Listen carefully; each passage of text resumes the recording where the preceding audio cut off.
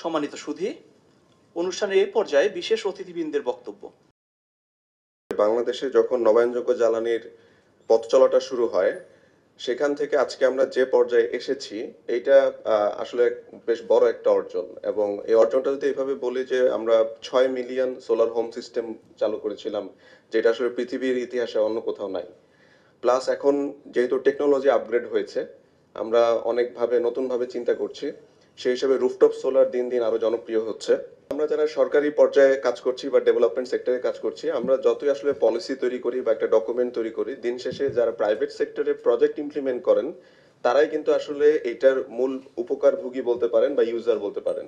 সূর্য পৃথিবীতে যে আলোটা দেয়, ইরেডিয়েশনটা হয়, সেটা যদি আমরা কনভার্ট করতে পারতাম, তাহলে সারা পৃথিবীতে সমস্ত বছরের যে এনার্জি প্রয়োজন, সেই প্রয়োজনটা পূরণের জন্য যথেষ্ট ওই 2 ঘন্টার সোলার ইরেডিয়েশনটা। আমরা কিন্তু ওই IMF এর কাছ থেকে, বিশেষ করে IMF যতবার আমাদের সাথে বসছে, ওদের একটাই কনসার্ন, সেটা হচ্ছে যে পাওয়ার সেক্টরে 32,000 কোটি টাকার যে ভর্তুকি দেওয়া হয়, সেটা আনএক্সেপ্টেবল। তারা এটা কোনোভাবেই, তারা বলছে যে হয় ভর্তুকি কমাতে হবে, নাহলে পাওয়ারের প্রাইসটা বাড়াতে হবে। তো প্রাইস বাড়ানোর মতো অবস্থা আমাদের নাই এই মুহূর্তে, আসলে আমরা বাড়াতে পারছি না, বাড়াবো না গভর্নমেন্টের পরিস্থিতি। তাহলে কী করতে হবে?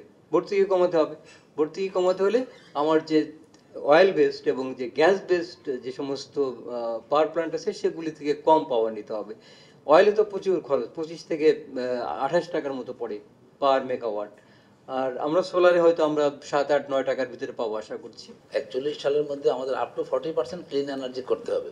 তো বাংলাদেশের ক্লিন এনার্জি অন্যতম উৎস হচ্ছে মোস্টলি সোলার এবং উইন্ড, এই দুইটাই। আর অন্যগুলো থাকলেও এখনও ওখানে আমাদের খুব একটা যে ব্রেক থ্রু কিছু হয়েছে আমরা মনে হয় না। অন গ্রাউন্ডে আমাদের ভৌগোলিক অবস্থান, সেটা সোলারের জন্য খুব ফিজিবল। একই প্ল্যান্ট হয়তো যদি আমি নর্থ বেঙ্গলও করি, কতটা পাবো না, কারণ সোলার এনার্জির সবচেয়ে বড় উপাদান হচ্ছে ইরেডিয়েন্সটা। তো ইরেডিয়েন্স ইন জেনারেল বাংলাদেশে 4 to 6.5 kilowatt hour per metre square per day, সবাই জানি আমরা, কিন্তু সাউদার্ন পার্ট এটা বেশি। ডেফিনেটলি আসার কথা হচ্ছে যে এগুলো আইসি স্ট্যান্ডার্ড সেট করা আছে, এবং যেটা বাংলাদেশ অ্যাডপ্ট করেছে, যেটাকে আমরা বলি বিএসডি, বাংলাদেশ স্ট্যান্ডার্ড। তো এটা যদি আমরা ফলো করি, হয়তো নিশ্চয়ই এই কাজটা যারা করবে, যারা ফ্রন্ট লাইন ওয়ার্কার যারা, তারা এই কাজটা হাতে কলমে করবেন। তো এই নলেজটা যদি ওদেরকে দেওয়া যায়, তাহলে আমার মনে হয় যে আমাদের যে সোলার পাওয়ার প্ল্যান্টের ইনস্টলেশনটা তাৎপর্যপূর্ণ হবে। জাতীয় দক্ষতা উন্নয়ন কর্তৃপক্ষের মূল উদ্দেশ্য, সেটি হলো মূল লক্ষ্য, যে দক্ষ জনবল সৃষ্টি করা।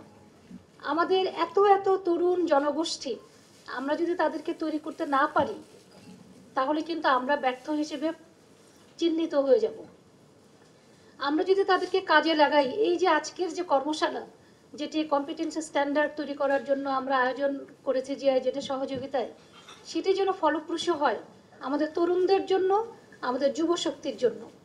আমাদের ভবিষ্যতের বাংলাদেশ রিনিউয়েবল এনার্জির উপর একেবারেই নির্ভরশীল হোক, এটি আমরা চাই। কারণ আমরা অত্যন্ত সৌভাগ্য অধিকারী জাতি। কারণ আমাদের যেমন শীত অত বেশি নয়, গরম অত বেশি নয়, আমরা অত্যন্ত আরামদায়ক অঞ্চলে বসবাস করি, এবং সারা বছরই অপার সূর্যের আলোর বাসিন্দা আমরা। কাজে কেন আমরা এই এনার্জির এই যে অমিত সম্ভাবনা, কেন এটা আমরা কাজে লাগাবো না? এটি হচ্ছে আমাদের মূল উদ্দেশ্য হতে হবে, যে আমাদের কাজে লাগাতে হবে। আসলে সোলার এনার্জি আমাদের প্রাকৃতিক সম্পদ। বাংলাদেশ তো ছোট একটা দেশ, প্রাকৃতিক সম্পদে আমাদের অল্প, এবং এটাকে যাতে আমরা ভালোভাবে ইউটিলাইজ করতে পারি। কিন্তু এখানে আমাদের অনেক চ্যালেঞ্জ আছে। চ্যালেঞ্জগুলোর মধ্যে আমাদের রেজা স্যার বললো যে এটা পরিবহনে করতে গেলে ভেঙে ফেলে, ইনস্টল করতে গেলে ভেঙে ফেলে, ইনস্টল ঠিক মতো পারে না। এবং আমরা এই বড় বড় সেক্টর সব ক্ষেত্রে আমরা বিদেশ থেকে লোক আনি, অর্থাৎ চায়নার লোক এখনো আছে। তার মানে আমরা এখনো সেই অনুযায়ী ক্যাপাসিটি তৈরি করতে পারিনি।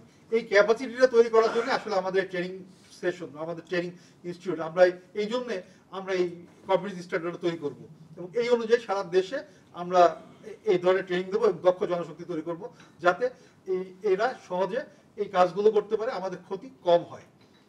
আমাদের দেশ তো ছোট, জায়গাও ছোট, কিন্তু যাতে আমাদের বিদ্যুৎ শক্তিটা বেশি পাইতে পারি, এই জন্য আমাদেরকে এই দক্ষ জনবল একেবারে অপরিহার্য। দক্ষ জনবলের জন্যই আমাদের এই প্রচেষ্টা, এবং এই দক্ষ জনবলের প্রচেষ্টার জন্য আপনারা যে প্রথম অবস্থা থেকে আপনারা এখানে এসে আপনাদের যে মতামত দিবেন, সে মতামতটাই কাজে লাগিয়ে আমরা সামনের দিকে এগিয়ে যাব, এবং NSD আগামীতে আরো বিভিন্ন বিভিন্ন স্ট্যান্ডার্ড তৈরি করবে। আমি মনে করি যে আমাদের বাংলাদেশে যে রিনিউয়েবল এনার্জি রিসোর্সের মধ্যে সোলারটাই আসলে আসল, কারণ উইন্ডের আমরা জানি ভেলোসিটি অত বেশি না। সোলার ইলেকট্রিক স্কিল মানে ম্যান পাওয়ার আমরা পাই, উনি খুব সহজেই ইন্টারন্যাশনাল স্ট্যান্ডার্ড মেনটেন করে এই কাজগুলো করতে পারবে, যেটা বর্তমানে বাংলাদেশে আমাদের নাই বললেই চলে। তো আমি আজকের যারা পার্টিসিপেট করছেন সবাইকে আমি অনুরোধ রাখবো, আপনাদের স্কিলস, আপনাদের যে অভিজ্ঞতা, এগুলো এখানে সবাই শেয়ার করবেন এবং সবাই প্রশ্ন করবেন এবং পার্সোনাল এক্সপিরিয়েন্স শেয়ার করবেন।